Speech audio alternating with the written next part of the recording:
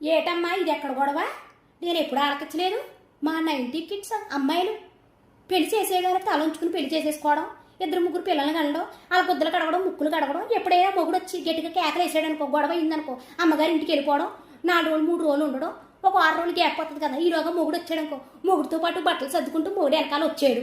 ఒకవేళ ఏదైనా ఇంట్లో ఉన్నప్పుడు మళ్ళీ గొడవ అయిందనుకో, వెళ్ళి వంటగదిలో పడుకోవడం, లేకపోతే కింద సాపేసుకుని పడుకోవడం, మాట్లాడడం మానేయడం, వంట చేయడం మానేయడం, ఏంటి గిన్నెలు దబాదబమని బాధం, ఏంటి ఇలాంటివి మాకు వచ్చి తప్ప, ఏంటి ఈ మొగుడిని లేపేయడాలు, కట్టుకోబోయేవాడిని లేపేయడాలు, ఏంటి పిల్లల్ని లేపేయడాలు, పెట్టుకోబోయేవాడిని లేపేయడాలు, ఈ లేపేసే కాన్సెప్ట్ మా దగ్గర లేదు అసలుకే. ఇప్పటికే కూడానే ఎన్ని గొడవలు జరిగినా కూడానే ఆయన తినకంటాం, మేము తినం. అర్థమవుతుందా? గొడవ అయిందంటే ఆయనే పస్తుండాలి, మేము పస్తుండాలి, అంతే తప్ప ఈ లేపేసుకోవడాలు కట్ట అసలు మా లెక్కల్లో లేవు, మా కాన్సెప్టే కాదు అవి.